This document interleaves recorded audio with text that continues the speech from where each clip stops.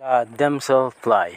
Ang damselfly ay kamag-anak ng dragonfly. So nakikita nyo ang dragonfly mas malaki yung ulo at saka yung katawan kumpara dito sa damselfly na sobrang liit ng katawan niya, manipis din yung pakpak niya, mas mahaba pa yung katawan niya sa pakpak.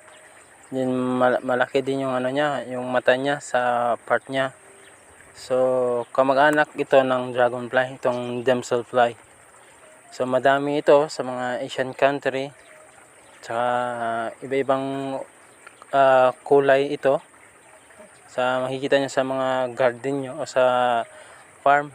Pero madami ito sa mga bukid. Kagaya dito sa sa napuntahan ko dito sa Pampanga. Yan. Kaya madami yan dito. Common sila makita sa medyo may tubig na area. Doon sila nag-stay.